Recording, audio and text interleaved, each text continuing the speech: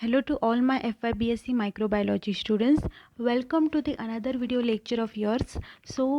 In the last lecture, we have seen that how the extremophile organisms are being cultivated.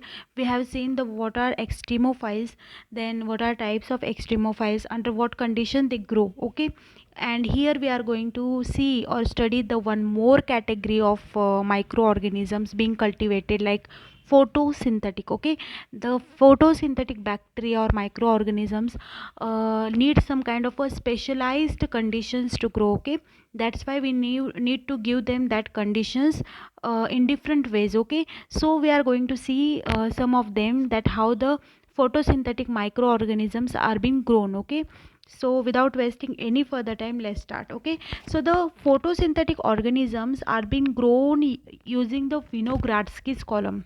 I'm sure you must have studied this concept in the science of up to 10th standard. There was a subject called science, and you must have seen that. But here you have the detailed explanation of the Winogradsky's column, how it is made, then how it is being used for the cultivation of the photosynthetic bacteria. Okay, so this Winogradsky's column is been invented by Mr.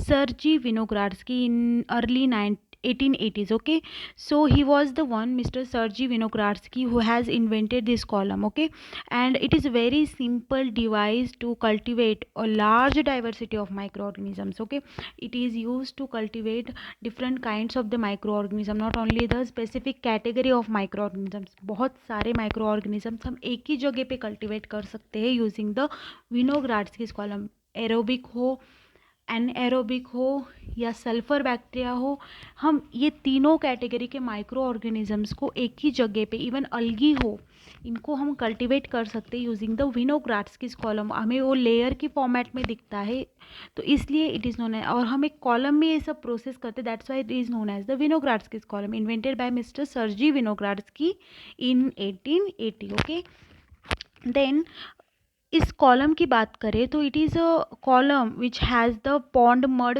then water mixed with the carbon source, like newspaper which has the cellulose added in it, then also the blackened marshmallows, or even we can use the eggshells which has the calcium carbonate in it. Okay, as a source of calcium carbonate.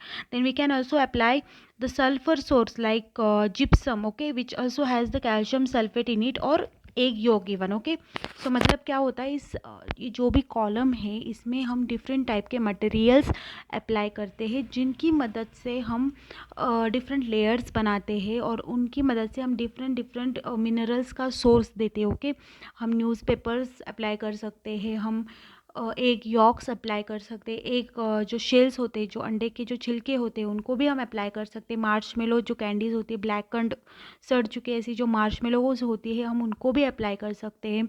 हम जो है cellulose के source के format में newspaper का use करते हैं. Newspaper को क्या करते हैं, हम भिगो के रखते हैं पानी में, और भिगोने के बाद जो सॉल्यूशन मिलता है, पूरा डिसॉल्व होने के बाद जो सॉल्यूशन मिलता है न्यूज़पेपर का, वो हम लेते हैं, वो भी अप्लाई करते हैं. एग यॉक अप्लाई करते हैं. ठीक है, अभी ये सब किस चीज़ों की सोर्स है.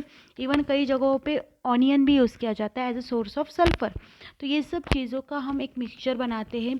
अलॉन्ग विद दैट हमें चाहिए एक मिट्टी. ओके, मिट्टी का हमें ऑप्टिमम अमाउंट में हमें मिट्टी चाहिए. मिट्टी में भी रॉक्स नहीं चाहिए हमको, कुछ स्टिक्स वगैरह नहीं चाहिए उसमें. We want a pure soil. Okay, then we need pond water या फिर कोई रिवर वाटर. ओके, जहाँ पे अलगी ग्रो होती है वहाँ का आपको सैंपल लेना है.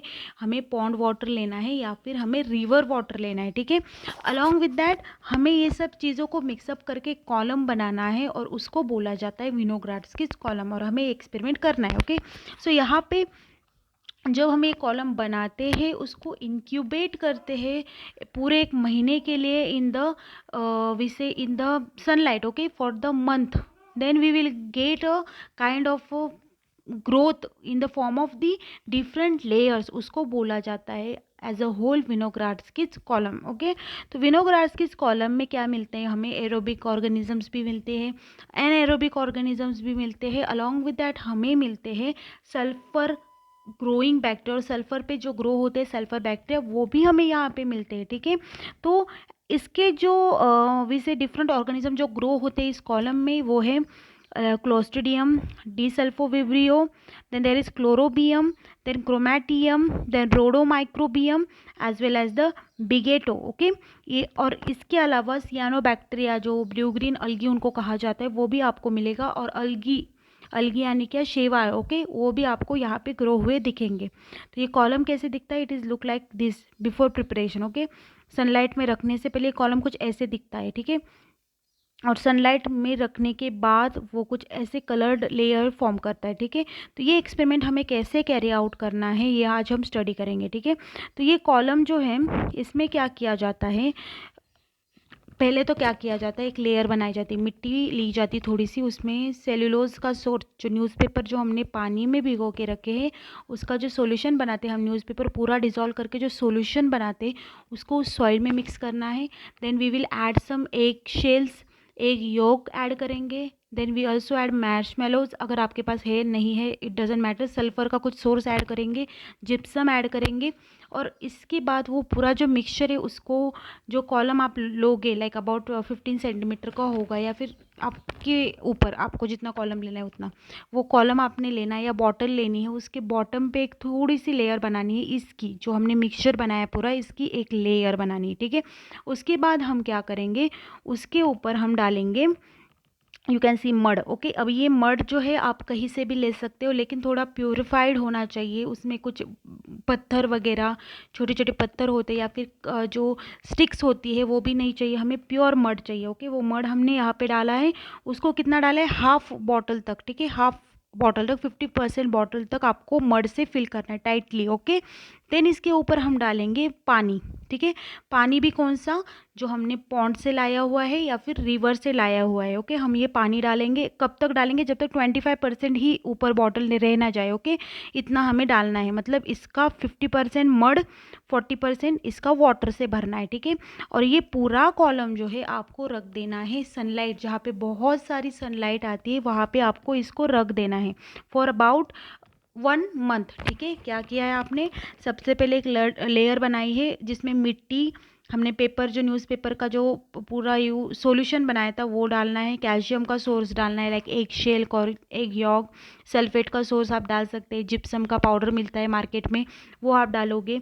इसको पूरा मिक्सचर को एक छोटी सी लेयर में बनाएंगे हम, और इस लेयर के ऊपर डालेंगे द मड, ओके। मड मतलब क्या, मिट्टी, मिट्टी भी कैसी, पूरी साफ़ सुथरी, अलॉन्ग विद दैट उसमें कुछ कंटामिनेंट्स लाइक कुछ पत्थर नहीं होने चाहिए, कुछ भी स्टिक्स नहीं होनी चाहिए, प्योर मड, ओके। उसके बाद हम क्या डालेंगे, वाटर सैंपल जो हमने लाया है, रिवर से लाया है या फिर आपने पॉन्ड से लाया है जहाँ पे अलगी की ग्रोथ हो, ओके। तो ये लेयर आपने बनाया, ठीक है। तो ये सब जो चीज़ें हैं इसको आपने क्या करना है, पैक करना है, उसका जो टॉप है उसको एकदम अच्छे से पैक करके, उसको बिल्कुल हवा जानी नहीं चाहिए उसमें, ठीक है। इतना उसको एयर टाइट पैक करके फिर कहाँ पे रख देना, you are going to keep it in the sunlight for about 1 month. आप ये घर पे भी कर सकते हो, ठीक है। तो घर पे भी आप एक्सपेरिमेंट कैरी आउट कर सकते हो, विनोग्राड्स के कॉलम घर पे भी बना सकते हो। अब इसको सनलाइट में रख देना है फॉर अबाउट 1 मंथ, ठीक है। तो 1 मंथ तक रखने के बाद आपको ये जो पूरा कॉलम है जैसे मिट्टी जैसे दिखेगा, पहले तो कुछ अलग नहीं दिखेगा, मिट्टी का पानी जैसे दिखता है ना वैसे दिखेगा, लेकिन आफ्टर सम डे, मतलब अबाउट 1 मंथ के इंक्यूबेशन के बाद ऐसे कलरफुल आपको ये कॉलम पूरा दिखेगा। That's what is the main M of experiment, हमें ऐसे कलरफुल लेयर्स बनानी है उसकी, और यही हमें कंक्लूड करना है इसी से कि हमने जो है बहुत सारे टाइप के माइक्रो ऑर्गेनिजम्स इस कॉलम में ग्रो किए हैं, ओके। तो ये कॉलम जो है आपको, अब इसमें क्या ग्रो होगा और क्या नहीं होगा, we are going to see, okay, कौन सी लेयर में क्या होता है।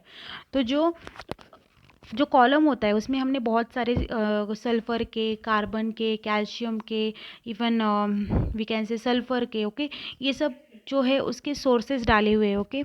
उस उन सब चीज़ों के सोर्सेज डाले हुए, उससे क्या होगा, कॉलम क्या होता है, कॉलम में हम एक ग्रेडियंट्स बनाते हैं, ग्रेडियंट्स मतलब क्या, लेयर्स बनाते हैं, ठीक है।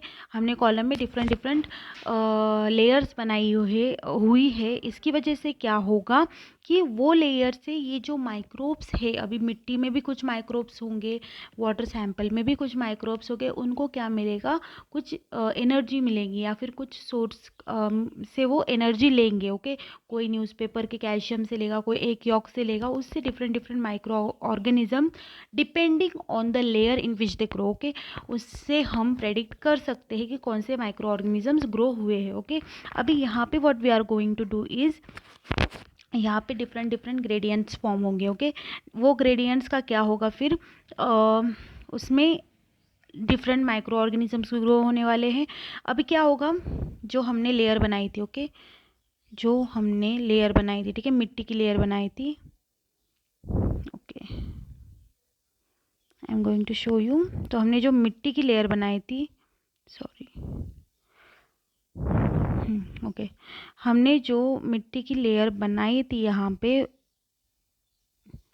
ठीक है, तो हमने लेयर बनाई थी एक मिट्टी की एंड एक पानी की। ठीक है, तो ये मिट्टी की जो लेयर होंगी, ये यहाँ पे जहाँ पे पानी है पूरा, और एक पे हमने क्या डाला, पूरी मिट्टी डाली। ओके, और ये जो इंटरफेस है जहाँ पे ये दोनों लेयर मिलती है, वहाँ पे क्या होगा, एक एनएरोबिक एनवायरनमेंट क्रिएट होगा। क्योंकि क्या होता है कि जो ऑर्गेनिजम्स होते हैं, जो जो पानी होता है, उसमें क्या होता है कि ऑक्सीजन की कैपेबिलिटी, जैसे जैसे हम अंदर जाते हैं वैसे वैसे ऑक्सीजन की क्वांटिटी कम कम होती जाती है। ठीक है, हम पानी के अंदर अंदर जाएंगे, जहाँ पे मिट्टी है, जहाँ पे पानी और मिट्टी की layer, I will show you here, जहाँ पे पानी और मिट्टी की लेयर एक दूसरे से मिलती है, वहाँ पे क्या होगा, वहाँ पे ऑक्सीजन लेवल बहुत कम होगा। ठीक है, तो यहाँ पे क्या होगा, उसकी वजह से वहाँ पे एनएरोबिक एनवायरनमेंट तैयार हो जाता है, जहाँ पे बिल्कुल भी ऑक्सीजन नहीं है।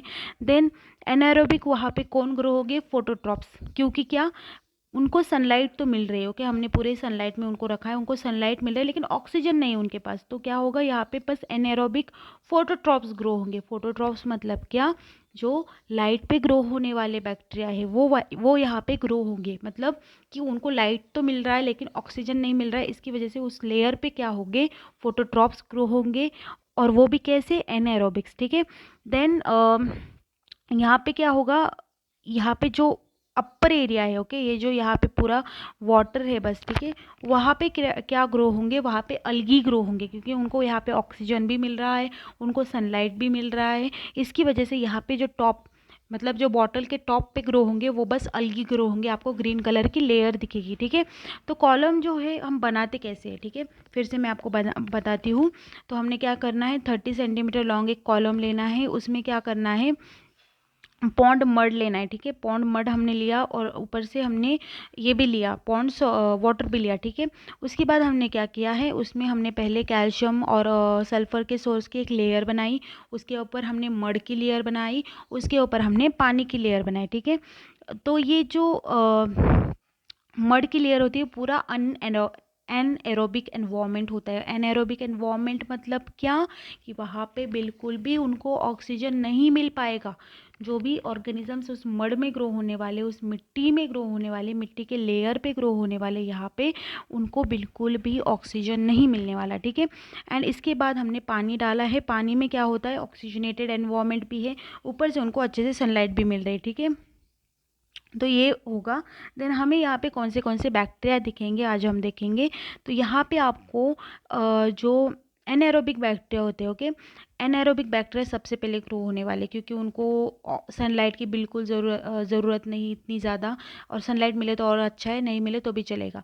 तो ऐसे बैक्टीरिया होते हैं, एनाएरोबिक होंगे, वो कहाँ पे ग्रो होंगे, in the soil. Okay, soil में ग्रो होंगे। वो क्या करेंगे, यहाँ पे जो लेयर है ना बॉटम की, एकदम बॉटम की, यहाँ पे कुछ ग्रो नहीं होगा। ठीक है, इसके ऊपर की जो मिट्टी की लेयर है, वहाँ पे क्या ग्रो होंगे, एनएरोबिक बैक्टीरिया, बिकॉज वो टाइटली पैक है, उनको एनएरोबिक एनवायरनमेंट है, और वाटर में से भी ऑक्सीजन जो है वो उनको मिल नहीं पा रहा, तो वहाँ पे क्या ग्रो होंगे, anaerobic bacteria. Okay, like Clostridium. Okay, Clostridium is highly anaerobic. Okay, Clostridium grow हुआ, वहाँ पे क्या करेगा, वो सेलुलस से एनर्जी लेगा, जो नीचे की लेयर है उसमें क्या डाला है हमने, न्यूज़पेपर डाला है। ठीक है, उससे वो क्या लेगा, सेलुलोज लेगा।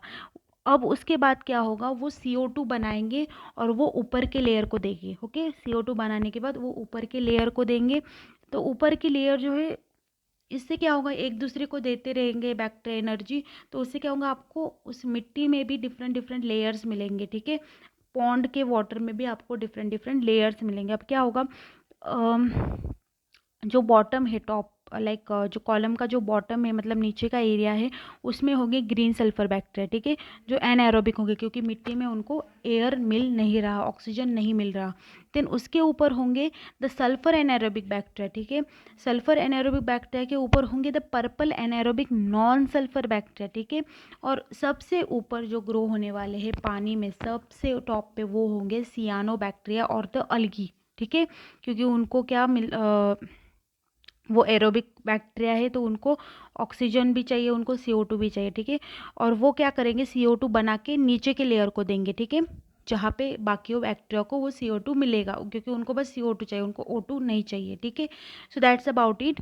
और हम देखेंगे कि पर्पल बैक्टीरिया क्या होते हैं, पर्पल नॉन सल्फर बैक्टीरिया क्या होते हैं, पर्पल सल्फर बैक्टीरिया क्या होते हैं, ग्रीन सल्फर बैक्टीरिया क्या होते हैं। We are going to study in the next lecture. Along with that हम ये भी देखेंगे कि सियानो बैक्टीरिया को कैसे ग्रो किया जाता है। Okay, thank you.